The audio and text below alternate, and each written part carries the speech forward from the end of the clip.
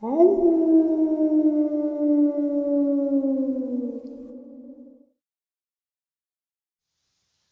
and salutations, everyone. I do hope everyone is doing well, and welcome to tonight's second half. Before we jump into it, a couple quick links. As many of you know, I rely on Patreon, PayPal, channel membership, and the merch to help the channel to continue to grow and go. Links to Patreon, PayPal, and channel membership is in the description below. Merch displayed directly under the video.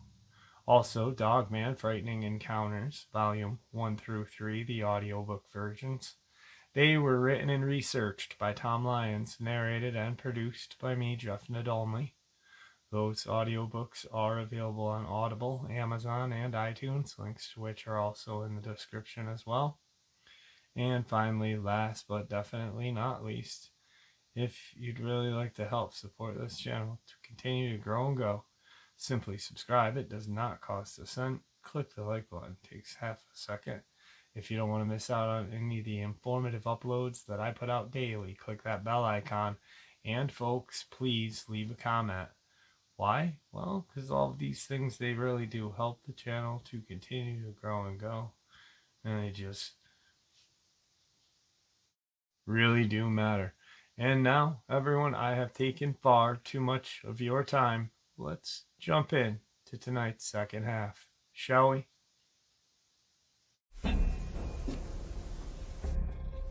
Hello everyone, my name is Jane, and my profession is a nurse. I decided to open up and share my experience of a man I once knew. He was a medical surgeon whom I discovered was not of this world. If he was, then, this man is a life form I have never encountered before on Earth. I work as a nurse in a hospital. I have 3 children and happily married in a nice house. I do all the things a Canadian family does, being very down to earth. We watch the hockey games, embrace snow sports in the winter, and go hiking in the summer during vacation. My children go to school, and we argue at times, as families do. I love my husband, and the whole world and life just seems perfect. I consider myself down to earth, not into any kind of conspiracy or UFO stuff at all. We are also strong Christians, and I work hard at my career as a nurse, which I love, and I attend and get involved in church charitable events when I can. So, with this kind of background and being well settled, I would consider myself the last person to be a fanatic, or to think I have an overactive imagination. I'd been working in a hospital as a nurse for 5 years when I eventually came across someone who was a surgeon, a heart specialist. David was 45 years old, tall and very fit. He also seemed very young for his age. Also, he had an unusually flat back and didn't seem to have any family and would live alone. He was very handsome, I would say, had very dark and mysterious nature to him, that I would later make shocking discoveries. This was even before I realized he was a reptilian. We got to know each other during my shifts, and we became good friends and quite close. As our relationship deepened, it was as if he saw me almost as a close confidant, where he would share his secrets. He would, out of the blue during coffee, start talking really deep subjects such as other worlds in this galaxy. In addition, specific details and events on neighboring star systems close to the Earth. At the time, I just shrugged my shoulders and laughed it off as if he had been watching too many movies. It was bizarre not only what he told me, but also how he was very serious, as if he had been there. Like most people, David could see that I could not take in some of the things he mentioned, and he would change the subject. To give you an example, he mentioned how there was an ancient war on this planet a long time ago in the distant past between humans, Atlanteans, and a reptilian race. That the reptilians brought with them the dinosaurs, whom were pets and food. At the time, there were 2 major superpowers, being the reptilian group, who were what became known in the New Age concepts as the Lumerians. Lumeria was a vast continent that covered much of what is now the Pacific Ocean, and the Atlanteans, who came here when the Reptilians were already settled on Earth for over 300,000 years or more. This reptilian group originally came from the Draco constellation and settled on Earth as a part of the expansion of the Draco race, conquering and occupying worlds. What was known as Atlantis was a large landmass that covered much of the Atlantic Ocean. These Atlanteans wanted to get rid of the dinosaurs, which was the real cause of their extinction. They also wanted and nearly succeeded in wiping out the reptilian Lemurian race, but they escaped into the inner Earth after Lemurian Empire was destroyed via nuclear weaponry and manipulating and fracturing the tectonic plates of the Earth's crust. The Atlantean culture collapsed about 200,000 years later after Lemuria via a series of catatonic events. Eventually, we went back to the Dark Ages, and this is where our recorded history starts. The Earth was originally a water world, and it was impossible for life to naturally have evolved here. This planet ceased to be a water world after the reptilians, on encountering the Earth, terraformed it to make it habitable for humanoid-type life forms. This was just a small fraction of the strange but fascinating things that he told me, but he would communicate it in a way that was subtle and not all in your face at once. So, if we or the others at work were communicating about life on this planet, then he would mention in passing how it was scientifically impossible for humans and all life to emerge here. However, his stories about what was going on in our past and in this galaxy was not the most crazy. David had some rather strange habits and dark addictions. Once, when cleaning after an operation, I noticed he would lick the patient's blood on his fingers or on the gloves worn during the operation. To him, it was like as if he was licking chocolate or something sugary, like a child cleans their fingers after eating candy. I noticed him doing this on numerous occasions, and the most extreme was when he drank the blood of a patient that had been collected into a bowl for surgery. Asking what he was doing, he suddenly turned around, not realizing I was there. Got really hostile and aggressive, as if I had interrupted his ritual or territory. I told him I would report him, and he would be struck off. David would tell me that he had certain addictions, and perhaps we could chat about it later. I never reported him, as I didn't want to destroy his career, and he was not doing any harm, or so I thought. I just didn't think about it and wanted to let it go. He seemed like a mysterious and scary person, and I felt like an attraction, and I was curious about him. He just didn't seem like anyone I had ever met. I even had a slight pity for him, and even protective of David. However, this was not the worst. Once I found him taking body parts of a patient home with him. He said it was for a scientific research and was working with funding from a government on new breakthroughs to regrow lost limbs and organs and unlocking secrets to DNA. That it had been approved to take away patient body parts from the hospital. But I could tell this was not true, and this was confirmed later, when at his home I noticed in the garbage outside of his house there was decaying, half-eaten body parts. He said it was simply old medical research on animals. I knew this was not true, and what he was doing secretly was eating raw body parts and drinking the blood. However, I knew that all sounded insane, and I should have reacted and notified the authorities. I just didn't think of it at the time and didn't want to do anything. There were two experiences, with the first being in the hospital where we worked on my shift. I knew that David was not just a human. And later on, when researching this myself, I realized he was shape-shifting. This is where he would partially switch into a reptilian and then back to human form again. It looked as if everything was just on the threshold on doing a full shift to a reptile. The first incident happened when a patient was in surgery in the operating theater, and I was assisting him. I noticed his eyes completely changed. They seemed to be glowing yellow color, and the pupil of his eyes seemed to turn into a slit, like that of a reptile. I asked him if he was all right, and then his eyes went back to normal again. The second experience happened again when I was at his house. I would attend his house. Since I mentioned above, we got very close, even when all this weird reptilian stuff started happening. However, this was not the worst, as the most traumatic encounter was when he completely changed into a reptile. I will discuss that in a moment. David was very ritualistic, where he would always put the car in the same parking spot at the same time when coming to work. At his home, I noticed he would have a very large collection of clothes, even with several wardrobes.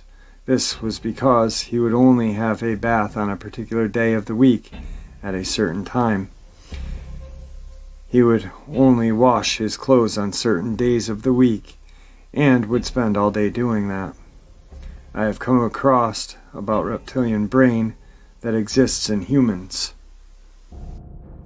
It is known as the R complex, located at the back of the head, and is considered the oldest part of the brain in human evolutionary terms. This is where we very much get our flight or fight response. Our mammal brain is where we get our human qualities, things like compassion and willingness to not react, but just figure things out first to avoid confrontation. The R complex, or reptilian brain, is very much shoot first and ask questions later. He would only eat at certain times of the day, as well as only certain kinds of foods. David was big on eating red meat and making sure any steak was quite rare, so that plenty of blood would be present in the steak. Perhaps it really all came to a head when a group of us at work, along with David, was assigned to a hospital for a few weeks in Algonquin Park, Ontario. It is a beautiful wilderness, but there is a darker side to it as well. While working at the hospital in Algonquin Park, and by the way, I will not disclose the name of the hospital, David asked me if I took him to a house away from the town. We were driving, and he would direct where he said the house would exist, as he had friends there. It was a long drive into the wilderness, and then off onto a track that was suitable for cars. Eventually, he told me to pull over next to a big lake of the Algonquin Park. I said to him, "David, there is no house here." At this point, he suddenly changed completely into a reptilian. I screamed as loud as my lungs would allow me, but it did not matter.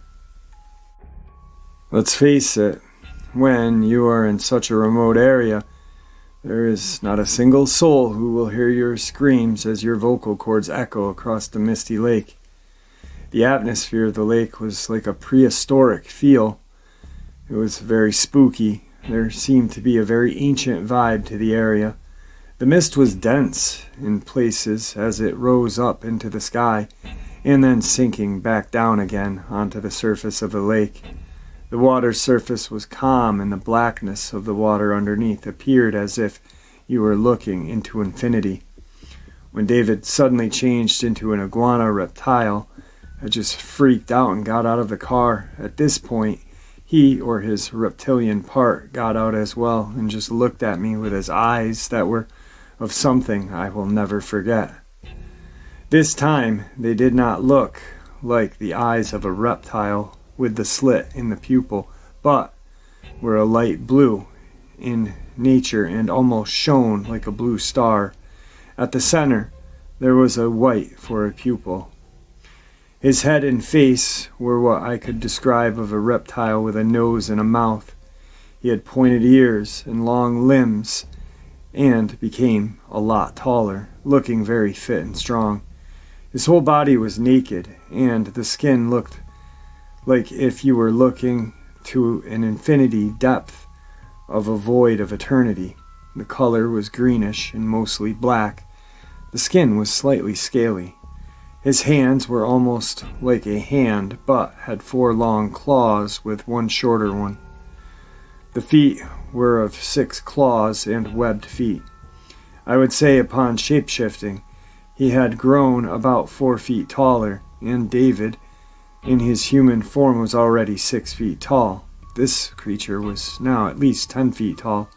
He was huge.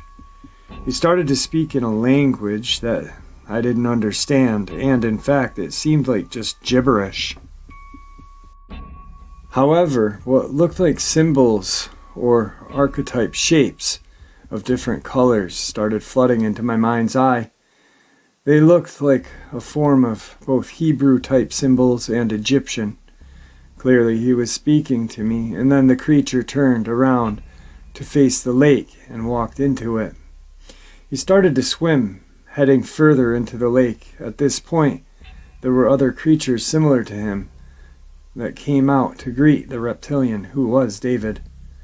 It was at this point that I could see that the lake of Algonquin Park was home to a reptilian nest.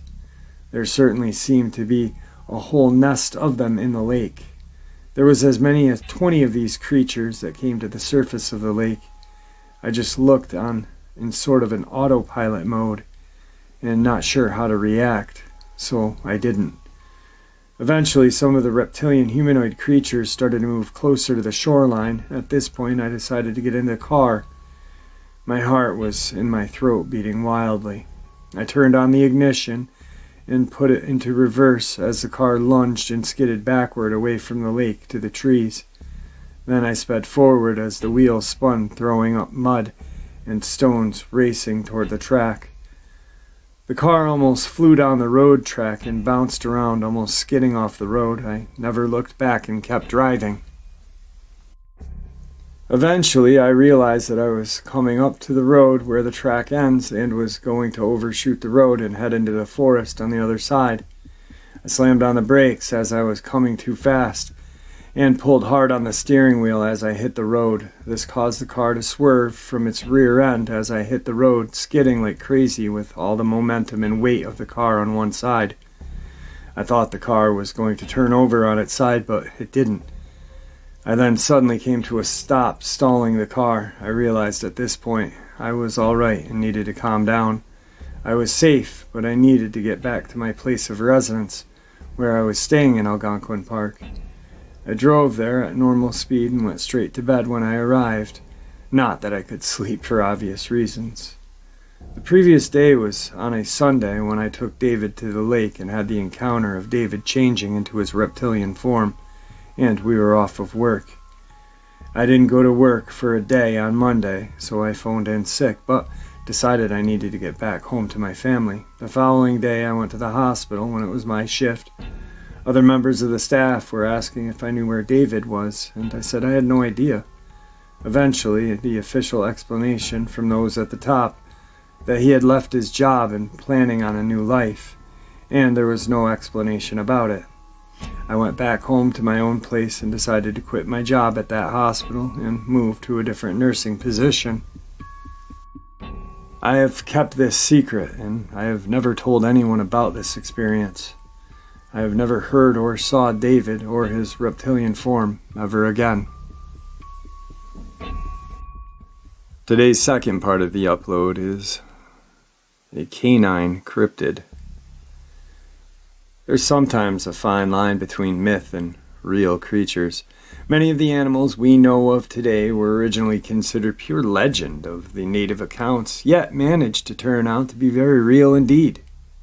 In other cases, known animals have been so tied up with the paranormal that if one were not to know they actually exist, one might think they were just pure fantasy, judging by the stories associated with them. Is it possible that sometimes these legends and myths converge with reality? One possible case of this is that of a monstrous wolf in Inuit lore, which may or may not have stalked the frozen wilderness of the cold north. One very fearsome creature of the folklore of the Inuit people of the Arctic is that of the demon wolf, the Amarok, also called the great wolf. This formidable creature has long been said by the native people to roam the barren Arctic wilderness, much larger and more muscular than any ordinary wolf, and often said to be pure white in color, or conversely pitch black, hunting down those who are foolish enough to travel alone by night. The beast is also said to prowl the wilderness, picking off weak caribou and other animals, or sometimes roving around plucking up the souls from those who have displeased it. The Amarok always hunts alone, and there are various myths and legends about its exploits among the native populations of Greenland, Alaska, and other areas of the far north. While this may all seem like pure mythology, there are occasional reports of the creature who fit the same general description of the Amarok. One such report comes from a witness who says he and his friends came face to face with something that might be the legendary creature. He says that he and his friend Eric had been out exploring when they came across some sort of monstrous wolf-like beast. He says, as we packed all our stuff, both Eric and I noticed something slowly coming out of the bush, about 150 yards north of us. Acting quickly, we dove silently into the fort. We sat there for at least 5 minutes. It was the size of a large wolf, but dark black with long, large white claws. It did not look like anything Eric or I had ever seen before. Nothing we could compare it to. As it vanished from our sight, we cautiously started back. We made it out of the forest where we came to an abandoned house. We did not plan on stopping, but noticed that about 100 yards on the path the creature was standing on all fours looking at us. We stood paralyzed as it slowly walked toward us. All of a sudden it stopped. We got a good look at it. It had dark yellow eyes, and not one look of mercy on its face, and a row of bright white teeth showing. All of a sudden we heard a noise behind us. We quickly turned around to see a doe and a fawn running out of the thorn bush. We turned around and the creature was gone. Seeing the chance, we ran home. We made it home, but not one memory of that animal will ever leave my mind. We have not seen it since. In 2011, there was also a strange account from a group of 3 hunters who set up camp at Denali National Park and Preserve in Alaska, and were having a good time around the fire when one of their party went off into the trees to relieve themselves. Not long after this, the 2 who had remained at the fire reported that they had heard screams and the sounds of gunfire and what sounded like a prolonged howl. When the friends went out to see what was going on, they claimed that there had been no sign of the missing man, but they do say that they saw a very large creature that looked like a vast bear with canine features circling about in the trees. As for the victim himself, his remains have supposedly never been found. Could this have been the legendary Amarok, or was it something else? In another case from the same area, a woman out taking her dog for a walk came across the badly mutilated remains of an animal, after which she heard a howl and saw what she says was a massive creature about 900 pounds crashing through the brush, which she at first took as a bear, but turned out to have distinct wolf-like features. Such reports have filtered out from the far north from some time to time, and one wonders if they lend any credence to the Amarok, or at least something like it, being real. There has long been speculation among the cryptozoological community that the legend of the Amarok could have their basis in fact. One candidate is a cryptid commonly referred to as the Wahila, which is an enormous, heavily built, wolf-like creature said to prowl the wilds of Alaska and the Northwest Territories. These creatures are also said to have a prominent place in Native American legend, and they are known for their propensity for removing the heads of their victim. This all may be explained perhaps by a surviving population of dire wolf, Canis dirus, an extinct species of gigantic wolf that lived during the late Pleistocene and early Holocene epochs, 125,000 to 9,440 years ago.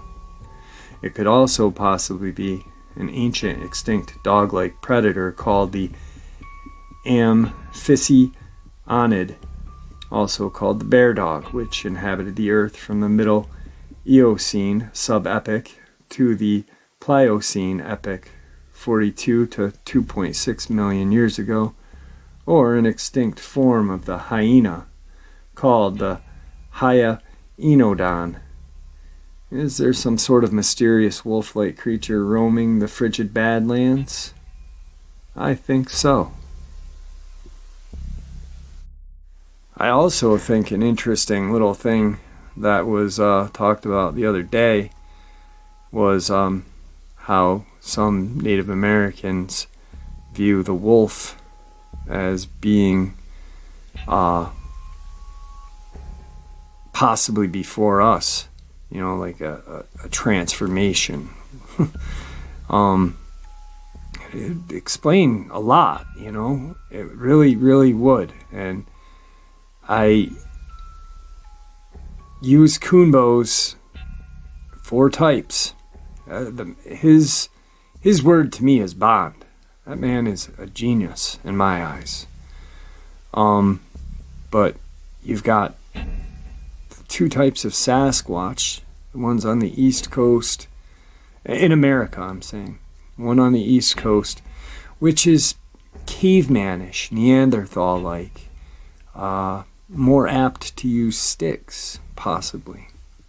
And then you have the very large northwestern Alaskan Sasquatch. Then there is his third, which is a Sasquatch with a short muzzle, but it's huge and very secretive, but can be very aggressive. And then we have the Dogman, no matter what shape, but that's his 4. And you know, evolution, we have no proof of anything. I mean, really, do we? No, we don't. We have belief, and belief is great. I mean, God, belief is what keeps a lot of people going in this day and age, you know. Belief in God, belief in whatever. And you know, so I mean, theory in all actuality is a belief in something. So but who knows, maybe. But when it comes to the Wahila, or what these guys are talking about, bear dog, I really think these are straight up Dogman, just not choosing to stand on all 4s. My philosophy, or not my philosophy, excuse me, my theory, completely, no one else's, as whack as it is, I've got a whole bunch of them, and someday I'm gonna sit down and just record them all for you so you guys can laugh and giggle and throw stuff at your speakers. Alright, moving on to my encounter. Alright, so my encounter happened in 94, 93, 94, the summer of, somewhere around there. There was 5 of us. There was my friend Martin, my friend Gabe, who was driving, and 2 girls, L and R. And R was my girlfriend, L was Martin's girlfriend. Gabe was driving this big old blue Caprice Classic. And we were just hanging out. We weren't drinking, we weren't smoking weed. Maybe we did that night, I'm not really sure, but we weren't at this time. I think we did after. So we were just bored and wanted to just, you know, hang out. We just went for a drive, and we went down Route 9. We traveled south on 9, going from South Glens Falls, New York to Saratoga, New York, there's a small town called Wilton on Route 9. And during this time, Wilton was getting built up. Now, it was a lot of forested areas, a lot of farmland. It still is, but I mean, so there was these cul-de-sacs. If you're traveling south, they would be on your right-hand side. Just huge cul-de-sacs. And they were building these beautiful homes on them. And I believe there was 6 or 7 houses on this cul-de-sac. No more than 7. And all on one side. So as you went, you're going right, or you're going down north, or south on 9, south on 9, and on your right-hand side would be the cul-de-sac. So you pull in, and you kind of loop it around, kind of like a horseshoe, and then you go back out on the 9. Well, what we did was we passed the first entrance and went in the second and looped it around and kind of parked 3/4 of the way around the circle. So we were only a quarter of the way to the end and we were on the inside island part. So these skeletonized houses that were being built were across the street from us, which behind those houses was thick woods. I mean, we're talking thick. Miles and miles of woods. And it went to, of course, to the Hudson River, the mountains of the Adirondacks.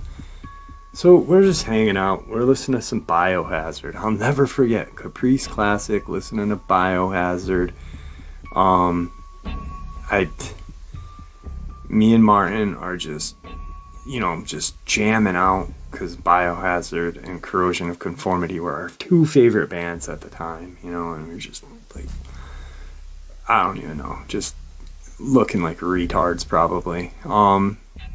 That was not, please don't politically correct me, I know that was a bad, looking like idiots. I apologize if anybody has any family members that have any sort of disability like that. Please don't hate me for saying that.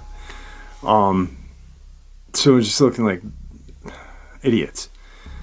And all of a sudden, we over the music, we hear these like screech barks. They were like a loud, deep, like bark and screech all at the same time. It's unexplainable, and you cannot make the noise. So we're all like, whoa. Now we heard this over the music, and of course Gabe is in the car, and his nickname was Egon, because he looked like Egon from the Ghostbusters. And my best friend Martin was from Czechoslovakia, by the way, and he sounded like Arnold Schwarzenegger. And he did the "give me your glasses, your jacket, and your bike."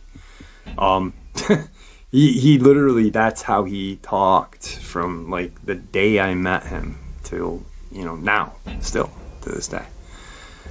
So we hear this noise, and we're all like, wow, what is that noise? And the girls are in a little bit of a panic at this point, because they're like, what? Now mind you, one of the girls, Elle, lives in the cul-de-sac down the road from this one. This one was just getting built. Her cul-de-sac had been built like a year prior.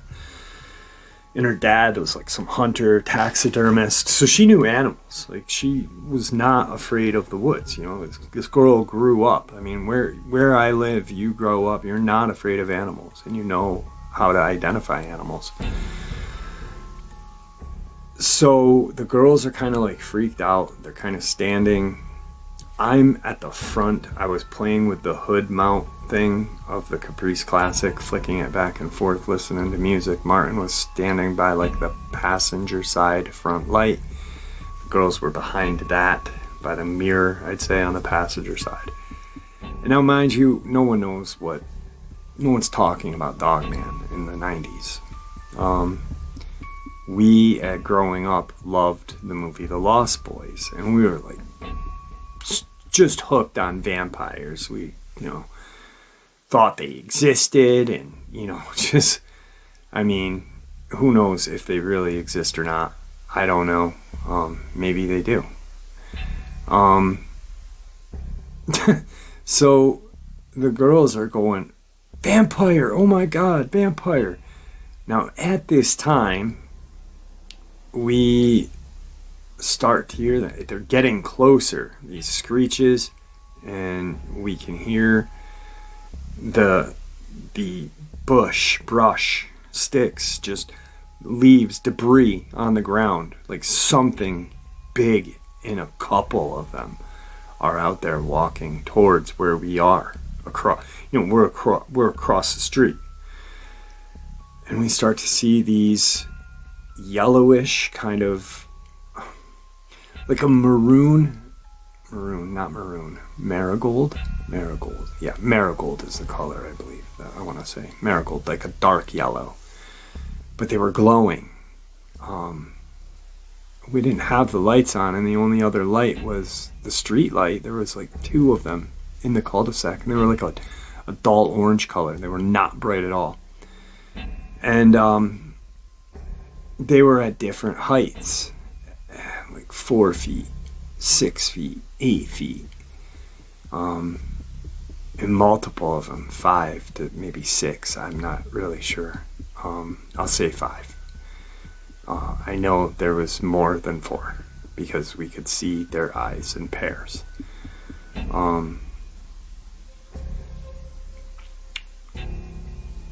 So at this point, the girls are freaked out. They jump in the car, and they're in the back, and myself and Martin are standing there, and we're not in any way being brave, but curiosity had gotten the better of us, and we're staring at the woods, and for some reason I took like 2 steps past from where I was, closer to like the edge of the road, because we're across the street, but we're on like the dirt. So I wasn't even on the road at that point, and then I stepped onto the road to try to get a better look, a better like angle. What is that? Definitely no bravery, just pure curiosity and stupidity. So I don't know, and Martin doesn't like to talk about this. I mean, we've talked many times about some weird stuff. He's been to some like haunted castles in Czech Republic. He is very into the occult, so he's seen some pretty weird shit. And mind you, we were both kind of at that point. Just reading books about Crowley and just stuff that normal kids our age weren't reading, and so I don't know if he saw something at this point, because he has not ever told me, but all I hear him say to my right, behind, he's behind me and to the right. I am now in between the hood ornament and the passenger side headlight, and I hear Martin say, "Jiff, get in the fucking car, man." And that's how he spoke. And he was honestly like he worked out a lot, and he was a big kid. He wasn't small, but he wasn't big. He was just built. So at that point, I hear fear in his voice. And he grabs my arm and starts pulling me. We gotta get out of here. We gotta get out of here. And he jumps in the car, in the front seat. Now, a Caprice Classic, it was probably like an 88, 86, I don't even know. It was just big. It was like a friggin' land yacht. But it had bench seats. And so he slides over and I jump in and he reaches across from me. I remember this, and locks the door with the door lock, because at this point Gabe is he is clueless of what to do. He can hear everything going on outside and see everything from the car as well, but he's just, you're scared at that point. So we end up pulling out. And now, mind you, if you're coming from where we were coming from, South Glens Falls, you're going south, and this is on your right hand side. So we ended up turning north out onto this cul-de-sac. Now, as we are pulling out, I look over Martin's shoulder and out the driver's side back seat window, and what I saw was not your atypical Dogman. And I've talked to a lot of people about this. I've talked to Coonville about it, and it was very tall, 8 feet at least, and not any smaller, and wide, but not huge. Probably weighed, if I was gonna make a educated guess, I'd say 275, maybe 300.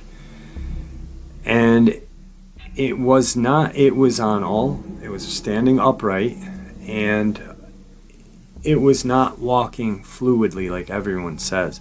It walked very awkward like. But I got the sense that if this thing wanted to catch us through the woods or on a road race or a track race, that it could very easily catch us and rip us apart. Had a very long, narrow face and snout.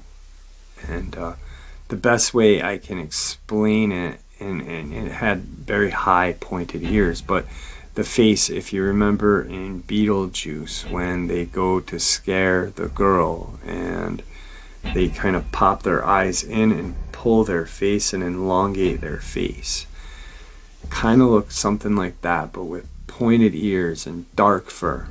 I could not get a clear visual on the fur color because of the nighttime and the halogen street lights, I guess they're called, that just put out this soft orange color.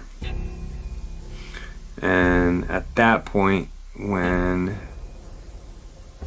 Gabe sees this as he's driving, he punches it. And Caprice Classic's not a fast car. They're a big boat, but they've got some get up and go to them as well. And I remember him just matting it to the floor, and you heard the motors boom, boom, and we were gone. And after that, we ended up dropping the girls off, and me, Martin, and Gabe hung out for a while. We went back to Martin's house. Martin lived right next to a Lutheran church, like right next to his mom and dad. When they moved from the Czech Republic, rented a house from the Lutheran church. And go figure, the kid is like into death metal and the occult, and he plays drums, and he lives right next. He's like living in the rectory of this church that nobody lives in. They rented it to help money for the Lutheran church, whatever. And his house was like 6 houses down from my parents, and so we had Gabe drop me and him off. Gabe went home and we talked about it. And we were just like, what the hell was that? We had no idea. Rougarou, werewolf. We never said Sasquatch, because that's not what came to our mind when we saw this. To be honest, werewolf is, what came to my mind, not Dogman or anything, because I don't think anyone was saying it at the time. So then Martin and I started going to bookstores, because there was no internet, and I found my first, it was called the Cryptid Handbook, and I don't have it anymore. I thought I did, but I don't. I wish I did. But it was very small and old, but it had the Rougarou in it, and we definitely had the same exact idea when we saw the picture and read the 4 pages of the Rougarou, and yeah. So that is my encounter, and it's not,